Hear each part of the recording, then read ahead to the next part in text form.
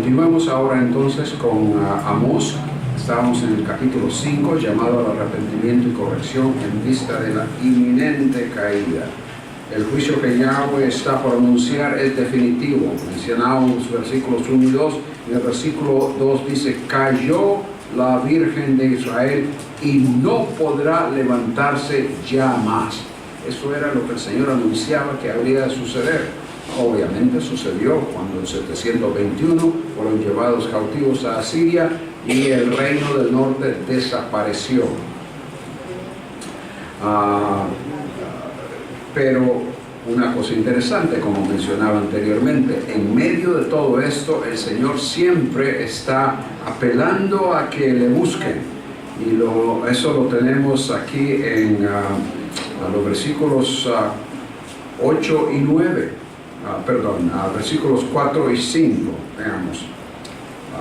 Pero, aunque Él les ha dicho así va a suceder, pero así dice Jehová a la casa de Israel: buscadme y viviréis. Hay oportunidad, ¿no? La misericordia y la paciencia del Señor. Buscadme y viviréis. No busquéis a Betel. Como hemos dicho, Betel habría sido el símbolo de la idolatría en la cual Israel había caído y no se quería deshacer de eso. Ni entréis en Gilgal ni países de Berseba. Evidentemente lugares donde también habían algunos lugares de idolatría. Versículo 6: buscad a Jehová y vivid.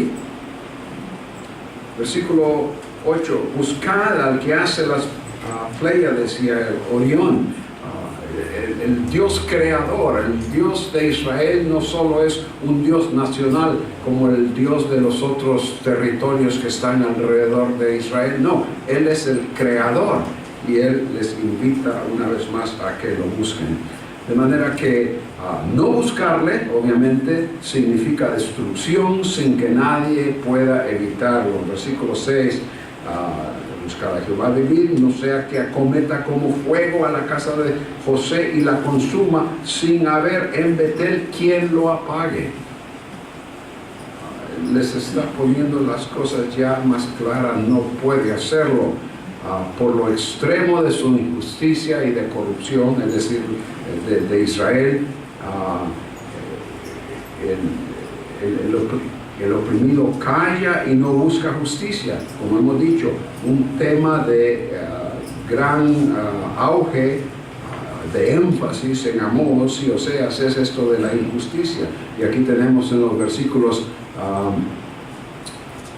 12 y 13 como el que está siendo oprimido, porque sabe que no le van a hacer justicia, mejor se calla. Dice: porque yo sé de vuestras muchas rebeliones, de vuestros grandes pecados. Sé que afligís al justo, recibís cohecho, en los tribunales hacéis perder su causa a los pobres. Por tanto, el prudente en tal tiempo calla, porque el tiempo es malo. De todas maneras, no me van a hacer justicia, de manera que mejor me quedo callado. Había llegado a ese punto Israel.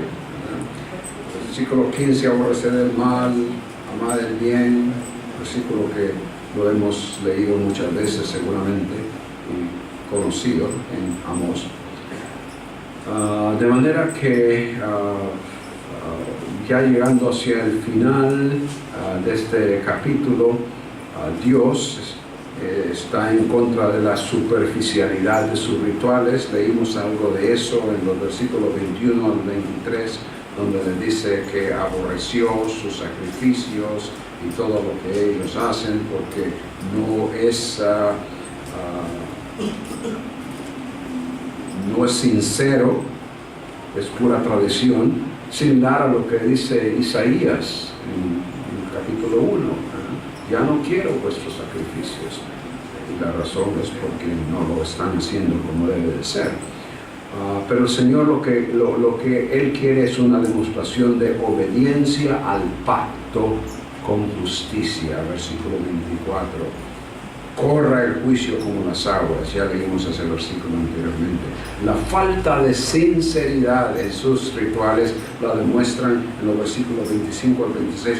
Me ofrecisteis sacrificios y ofrendas en el desierto en 40 años, oh casa de Israel. Y el versículo 26 es bastante difícil de traducir. Ustedes ven la Biblia de las Américas, va a ser diferente a lo que aquí está. Pero la idea es que desde aquellos tiempos antiguos, ellos se involucraron en idolatría. Porque a lo que le rendían culto era a otros dioses. La estrella de vuestros dioses que os hicisteis. Como resultado, ahí está, el versículo 27. Os haré pues transportar más allá de Damasco. Si creen que los sirios les han oprimido, les han hecho daño, esto va a ser peor, porque iréis más allá. Obviamente el Señor hablando de lo que sucedería con los asirios. Los capítulos 6 y 7 tienen que ver con el juicio por la actitud despreocupada y la vida desnivelada, digamos torcida, puse entre paréntesis, y vamos a explicar a qué me refiero con esto. Pero en el capítulo 6 tenemos una advertencia de juicio a los que confiadamente reposan en la capital, que se sienten superiores a otros reinos y piensan así no ser tocados por el invasor mientras continúan con su maldad. Noten el versículo 1, ay de los reposados en Sión. Y ahora está hablando ya el Señor no solo de el norte, Samaria, Israel, sino que también Sión, que es en el sur, obviamente referencia a Jerusalén, la capital del reino del sur. Hay de los reposados en Sión y de los confiados en el monte de Samaria, ambos, norte y sur, los notables principales entre las naciones, a los cuales acude la casa de Israel, es decir, a ellos, los notables, los directivos, a ellos acude el pueblo para que les haga justicia, pero no sucede. Luego, versículo 4, duermen en camas de marfil, reposan sobre sus lechos, comen los corderos del rebaño, los novillos en medio del cortadero. Gorjean. ¿Qué significa gorjean? Gorjear. Cantar como aves. Cantar como aves. Alguien la describe como tener un quiebre en la voz, ¿verdad? Y la idea es que están de fiesta todo el tiempo. Flauta, instrumentos musicales, luego el vino que fluye en tazones, se ungen con los ungüentos más preciosos. Eso realmente así habría sido lo que nosotros llamamos hoy perfume, ¿verdad? Los ungüentos con cierta fragancia, pero despreocupados totalmente de la situación en la cual se encuentra el pueblo en general y se encuentran ellos delante de Dios. Total despreocupación. Y un poquito más adelante vemos aquí en los versículos versículo 7 me enseñó, pero me he saltado ya al capítulo 7, versículo 7, dice, me enseñó así, he aquí el Señor estaba sobre un muro hecho a plomo, en su mano una plomada de albañil. Jehová entonces me dijo, ¿qué ves, Amós? Dije, una plomada de albañil. Y el Señor dijo, he aquí, yo pongo plomada de albañil en medio de mi pueblo de Israel, no lo toleraré más. ¿Cuál es la implicación? No está a nivel, no está como debe estar. Mientras que él pone la plomada, el pueblo está totalmente torcido, inclinado. El Señor dice, hay que destruir ese muro porque no sirve. No lo toleraré más. Los lugares altos, ustedes sabrán, eran lugares de adoración, de idolatría. Y por eso el Señor está en contra de ellos todo el tiempo. Interesantemente, antes de que entrara la monarquía, Los lugares altos se usaban en Israel y el Señor los toleraba hasta cierto punto. Acuérdense que cuando Saúl fue a buscar al vidente para que le dijese dónde era que se estaban eran las cabras que se les habían, los asnos que se le habían perdido al papá, le dicen que ha ido al lugar alto para hacer sacrificio, refiriéndose a Samuel. De manera que el Señor toleraba, pero llegó un punto en el cual aquello era totalmente idólatra. Y ahí eso tuvo gran influencia en lo que los israelitas estaban haciendo, continuaban yendo al lugar donde no deberían de ir. Y tenemos a Josías, por ejemplo. Josías fue uno que, pero falta mucho tiempo para llegar a Josías. Desde ese tiempo, él sí deshizo los lugares santos, pero aún hubo, por ejemplo, ustedes leerán donde se dice algo de un rey que es considerado bueno ante los ojos de Jehová, pero continuaron los lugares santos. Siempre hay ese pero, ¿verdad? Porque era algo que el Señor no quería. De manera que los lugares altos de Isaac serán destruidos, los santuarios de Israel serán desolados, y así continúa. En este capítulo 7 en particular, Dios muestra esas dos visiones de Israel a Amós. Leímos esa, y anteriormente a eso es una plaga de langostas que es como un extenso fuego que va a destruir todo. Y una cosa interesante en este capítulo es que Amós intercede por el pueblo. Noten ustedes el versículo 2. Cuando acabó de comer la hierba de la tierra, esta plaga, en la visión que Amós tuvo, yo dije, es decir, Amós, Señor Yahweh, perdona ahora. ¿Quién levantará a Jacob? Porque es pequeño, en el sentido de débil, es débil. Nadie, ¿quién lo podrá levantar después de esto?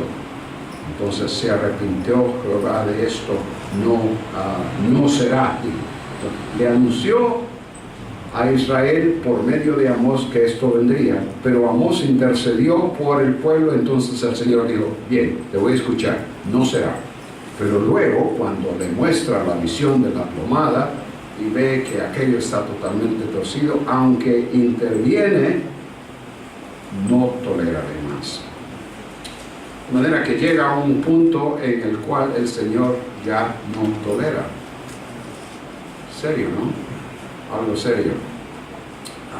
Luego, pasando a los versículos, a capítulos 8 y 9, número Romanos 6 en el bosquejo, el juicio una vez más continúa con esto. El juicio inescapable, si no es que es definitivo, es inescapable por la injusticia e idolatría. Pero ahí está esa segunda parte que el Señor no hace a un lado, siempre dando la oportunidad, pero la restauración por la purificación.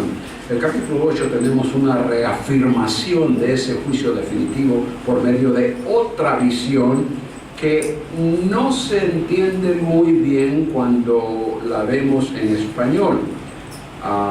Y esto sucede algunas veces con los profetas, en varias veces. Lo que tenemos es un juego de palabras. Un juego de palabras que se entiende bien en el hebreo, pero que ya al ponerlas al español o al inglés o cualquier otro lenguaje, no dice, por ejemplo, ¿qué ves, Amós? Un canastillo de fruta de verano. Y me dijo Jehová, ha venido el fin. Bueno, ¿qué tiene que ver la fruta de verano con el fin? Tenemos que ver, bueno, es que ya se va a madurar, ya no va a servir, llegar a eso, pero no es esa la idea. Lo que pasa es que hay un juego de palabras en el cual la palabra verano en hebreo suena un poco, un tanto similar a el fin. Verano es Haitz, y luego el fin es Haheitz. Sonido algo similar, ¿no? Y eso es lo que el Señor está tratando de decirle. Y tenemos algo similar en otros, a Jeremías con ¿cómo se llama? El árbol que vio.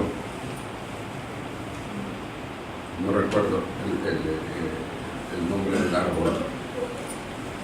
Y no sé si mejor no debo de tomar tiempo para ver eso porque nos vamos a distraer de Amós. Sigamos con Amós mejor. El almendro, que es así. Vean ahí algo del almendro a ver si pueden descifrar qué es lo que el Señor está indicando ahí. Pero bien, tenemos entonces en el capítulo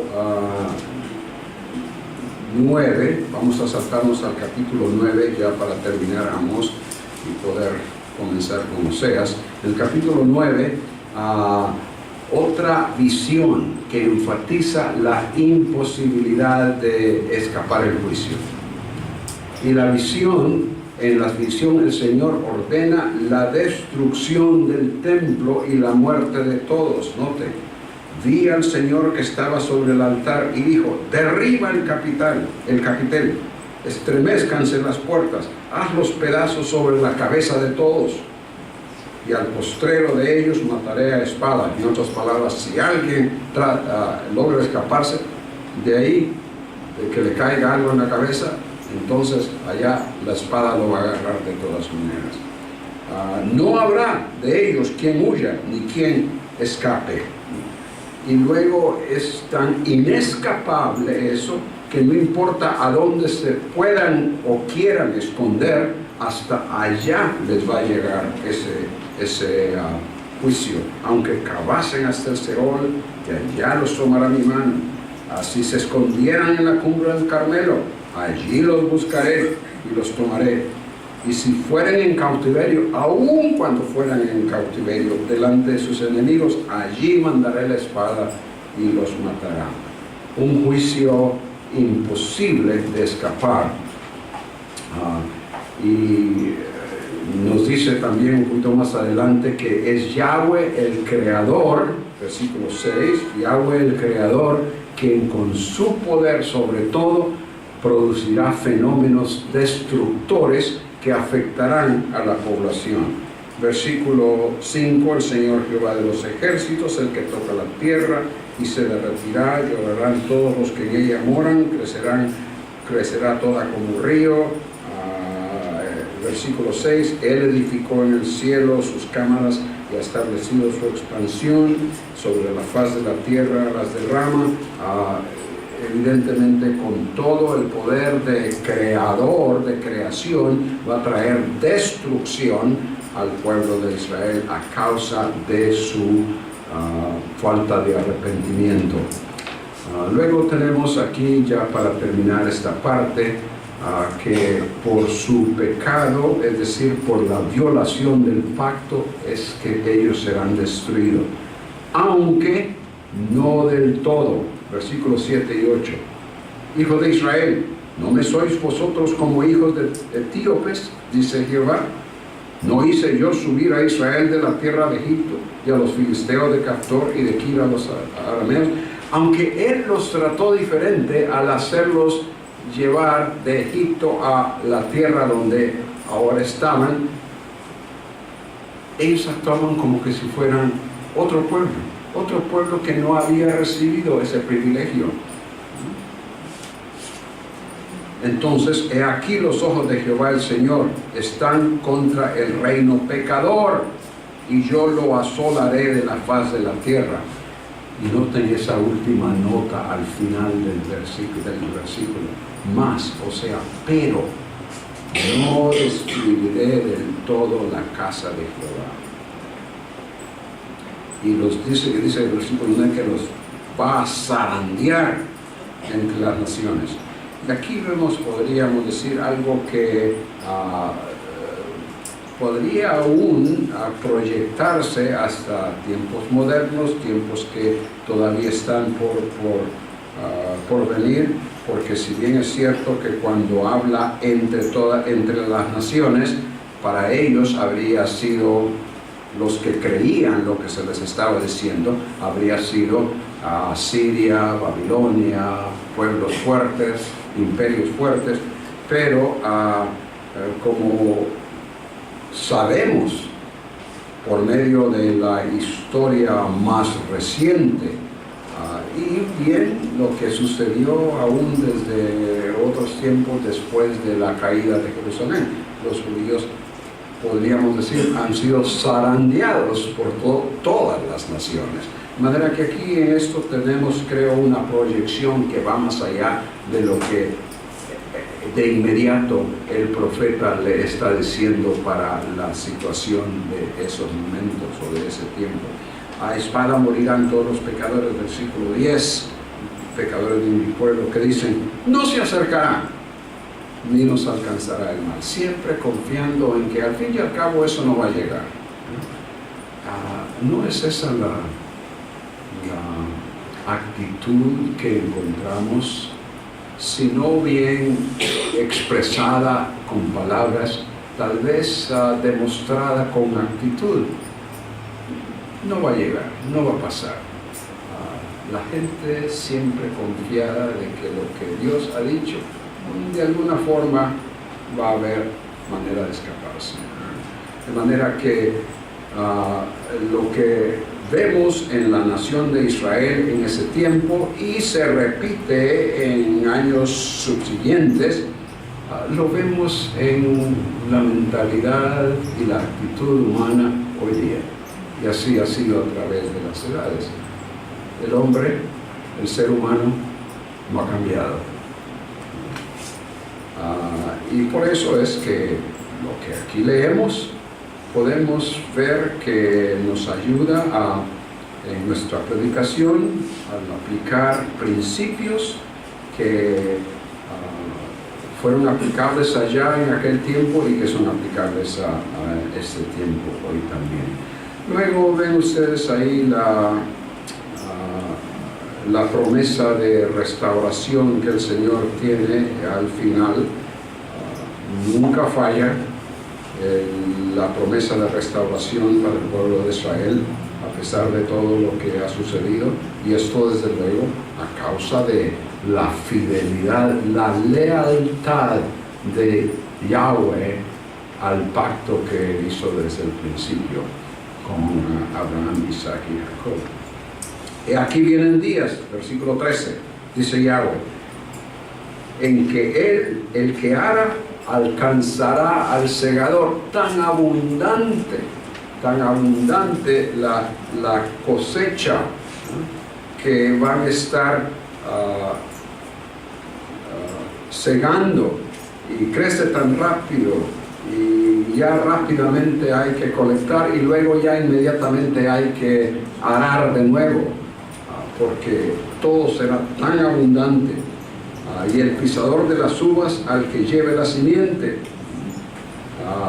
El pobre que está dándole con los pies ahí tiene que seguir dándole, porque rápidamente trae más y más y más y más, continuo. Y esa es la idea.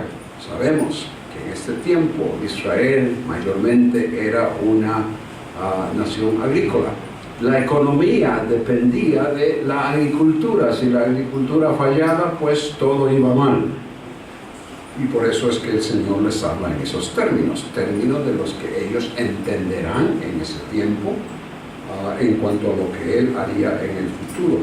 Y como hemos visto también esas figuras de lenguaje, los montes destilarán mosto, los collados se derretirán, y traeré del cautiverio a mi pueblo Israel. Vendrán de regreso, edificarán ellos las ciudades asoladas, y así. Versículo 15. Los plantaré sobre su tierra, mas nunca serán arrancados de su tierra que yo les di, ha dicho Yahweh, Dios tuyo.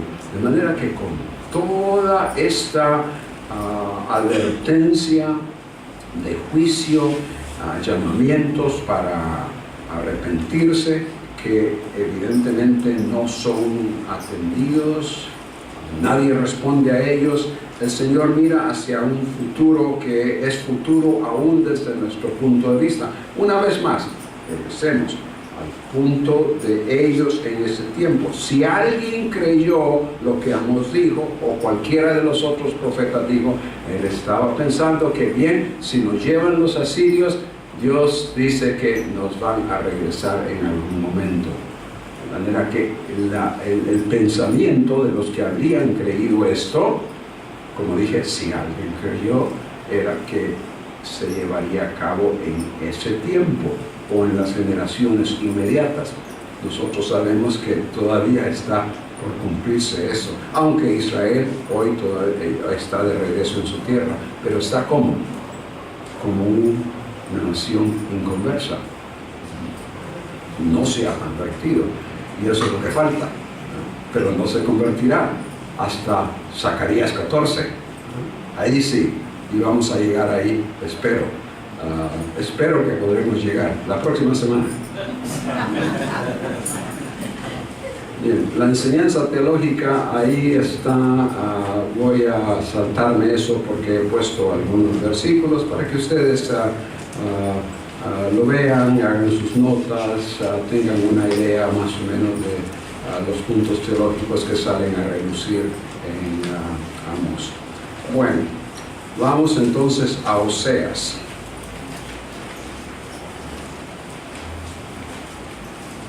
Oseas en 20 minutos. Oseas, hijo de Eri, y la fecha a mediados del siglo VIII.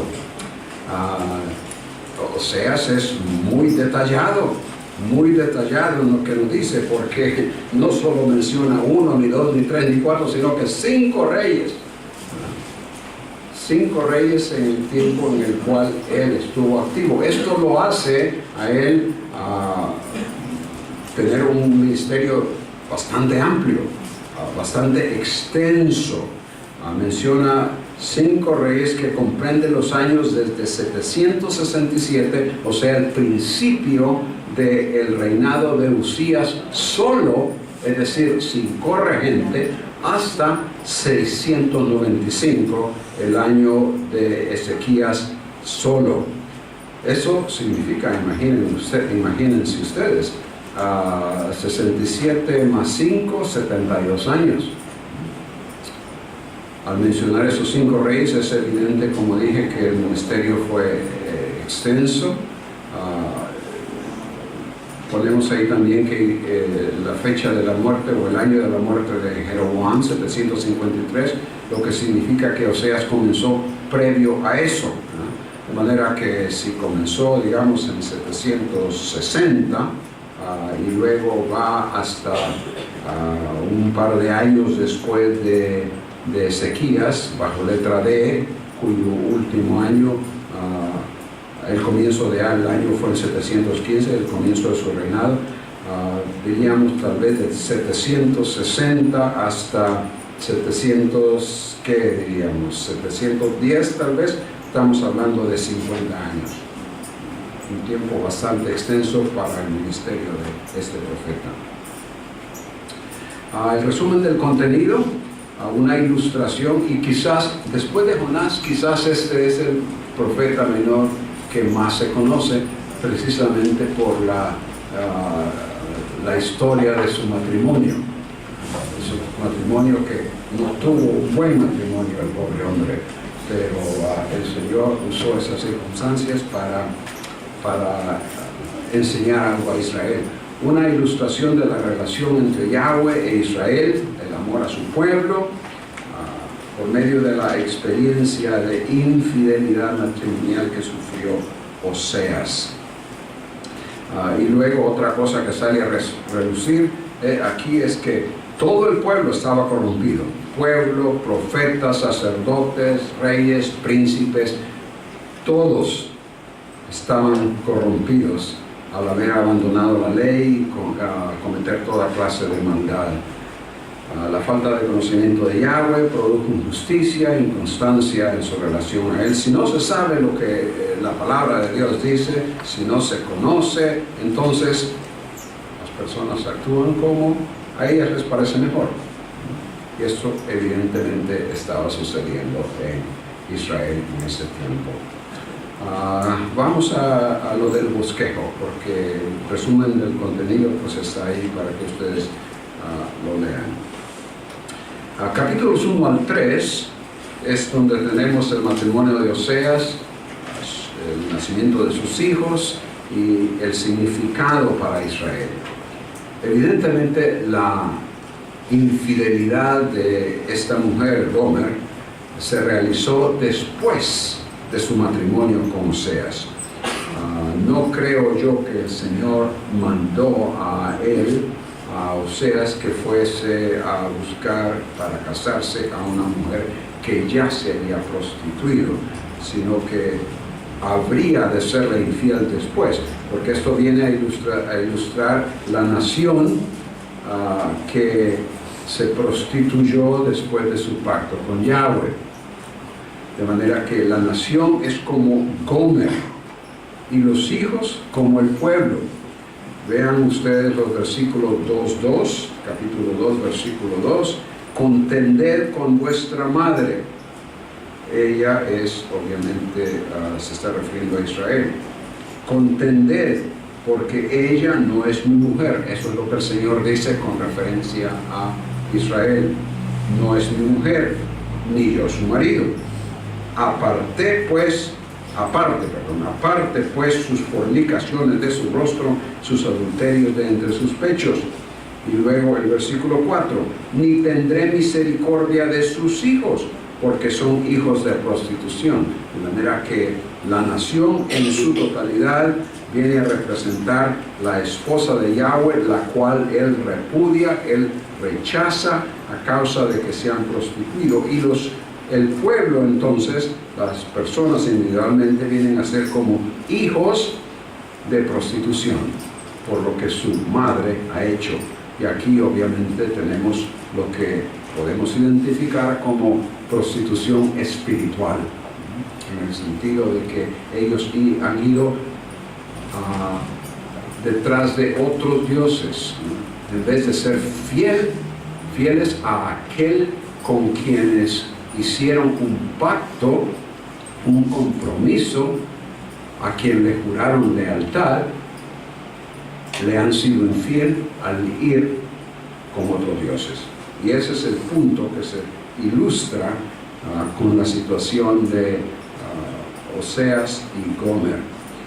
Y ahora los hijos, en el capítulo 1, versículos 4 y 5, se mencionan en primer lugar. Le dijo Yahweh, el primer hijo que nace, ponle por nombre Jezreel. Y luego esa partícula tan importante, porque ahí viene a explicar por qué es que quiero que le pongas Jezreel a tu hijo. Él va a ser una señal de lo que ha sucedido en el pasado y que yo haré con Israel, con los hijos de Israel. De aquí a poco yo castigaré la casa de Jehú por causa de la sangre de Jezreel y haré cesar el reino de la casa de Israel. Para eso tenemos que conocer un poco del trasfondo concerniente a Jehú. Permítame darles unos versículos, ustedes los apuntan y después los leen, pero Dios usó a Jehú para exterminar la casa y descendencia de Acab, cuya esposa era Jezabel. Qué pareja, ¿no? Acab y Jezabel. Él usó a Jehú para exterminar a la descendencia de estos dos en el lugar denominado Jezreel. Y eso lo encontramos en Segundo de Reyes, capítulo 9, 1 al 26, y también algo de eso en el 10-17. Y eso de acuerdo a la profecía de Elías, quien lo pronosticó en Primero de Reyes 21, 17 al 24.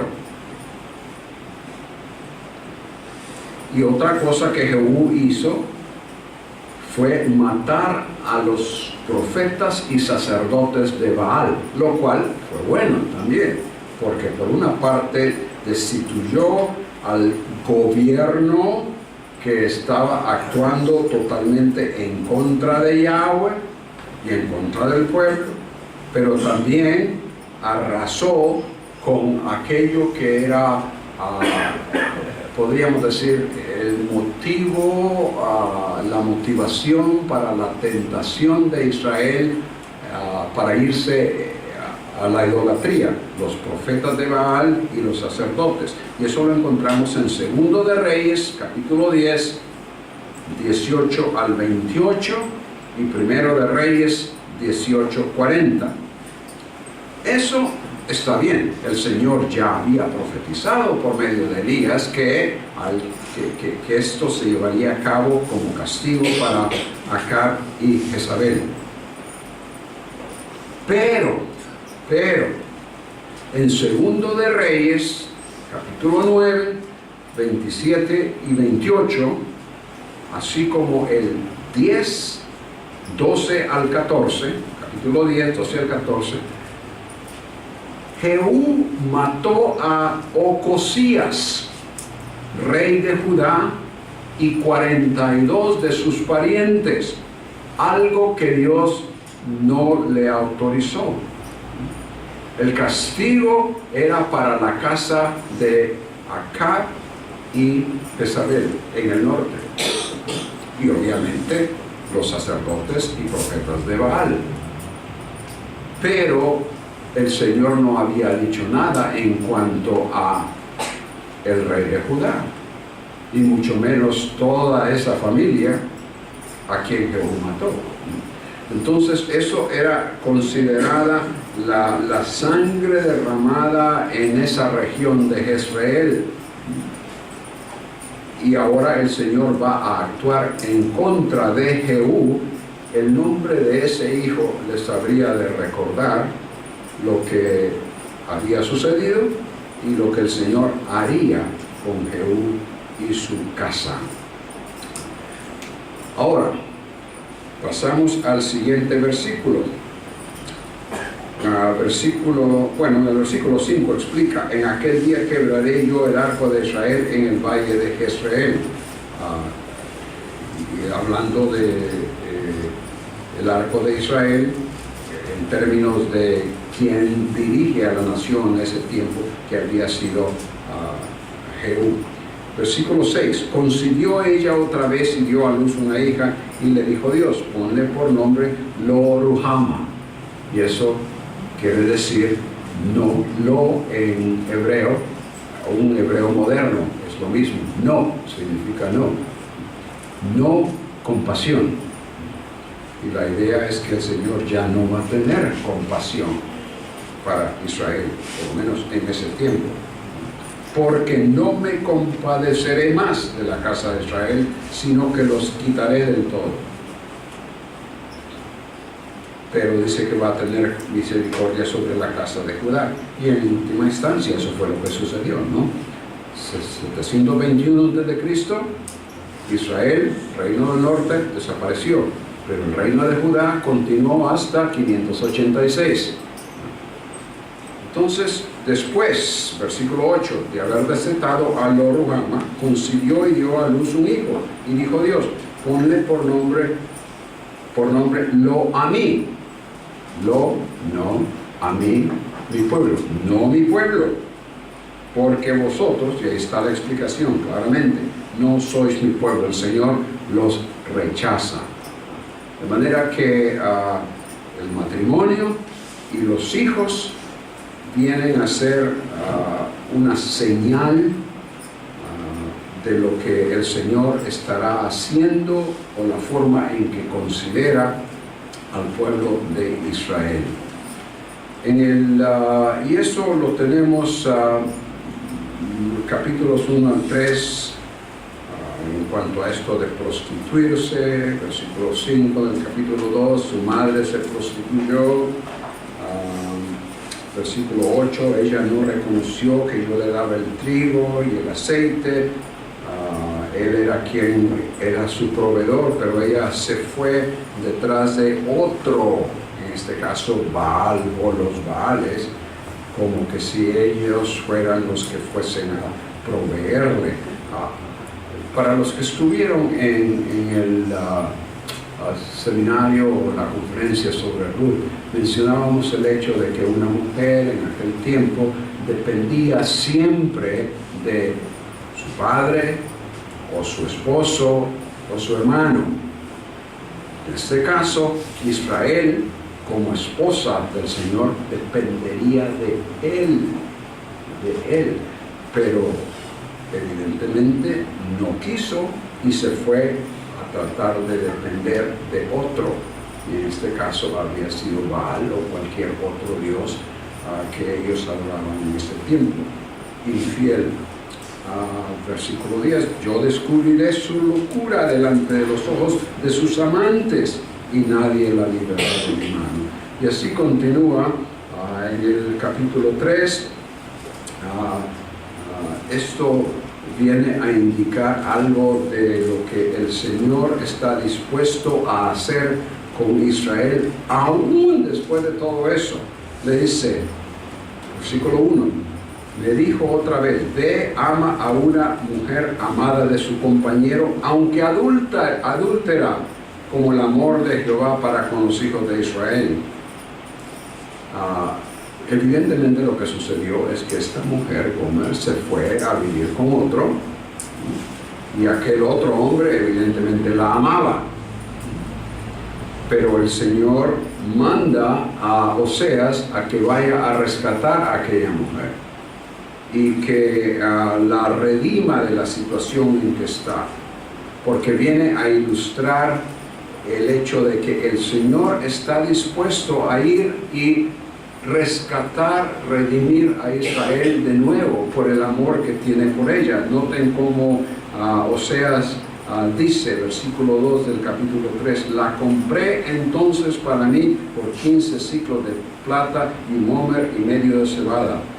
Y le dije: tú permanecerás para muchos días, literalmente. No fornicarás ni tomarás otro varón. Lo mismo haré yo contigo. Séme fiel, sé fiel a mí, y yo te seré fiel a ti. Y obviamente esto era lo que el Señor estaba tratando de hacer con la nación de Israel. Noten cómo es el versículo 5. Volverán los hijos de Israel, buscarán a Jehová su Dios y a David su rey, y temerán a Jehová y a su bondad en el fin de los días, en los últimos días, literalmente. Una vez más, para ellos, si eso algunos lo creían, estarían pensando: bueno, eso va a suceder después de que regresemos de Asiria. Pero no sucedió así, porque nunca hubo ese arrepentimiento, nunca le buscaron, y eso queda todavía en el futuro, aún desde nuestro punto de vista. En el capítulo 4, y tenemos 4 minutos, en el capítulo 4 tenemos una demanda legal y acusaciones de Yahweh contra el pueblo. Dice el versículo 4, versículo 1 del capítulo 4: oí palabra de Yahweh, hijos de Israel, porque Yahweh, literalmente, Yahweh tiene contienda con los moradores de la tierra. La palabra contienda aquí es un término legal. Y la idea es que el Señor lleva a Israel delante de una corte, obviamente él mismo en la corte. Él es acusador, él es juez, él es testigo, pero es como una demanda legal por lo que ha hecho. Y luego comienza a hablar, a explicar en qué es que ha fallado. Ya nos explicó de su infidelidad, y luego, si no han sido fieles al Señor, pues actuarán como a ellos les dé la gana. No hay verdad, ni misericordia, ni conocimiento de Dios en la tierra. Noten lo que viene a ser para ellos la orden del día: perjurar, mentir, matar, hurtar, adulterar, homicidio tras homicidio se suceden uno tras otro, como que si nada sucediera. Entonces, Yahweh tiene contienda, tiene esa demanda legal contra Israel a causa de su infidelidad por una parte y por todo lo que están haciendo, que va en total contra de lo que Él ha estipulado. Básicamente eso es lo que vemos en el capítulo 4, expresado en diversas formas. Versículo 6, mi pueblo, quizás la traducción ahí debe de ser es destruido, en vez de fue destruido, es destruido. Está sucediendo, está por suceder, porque le falta conocimiento. Porque, literalmente, tú desechaste el conocimiento, yo te echaré del sacerdocio. Se suponía que era un sacerdocio real, pero el Señor les va a desechar de esa posición. Me olvidaste la ley de tu Dios. Y así continuamente. Mi pueblo, versículo 12, a su ídolo de madera pregunta y el leño le responde, según ellos, porque espíritu de fornicaciones lo hizo errar y dejaron a su Dios para fornicar. Y así continúa con una escena de adulterio por parte de Israel. Muy bien, bueno, creo que nos quedaremos ahí para continuar mañana.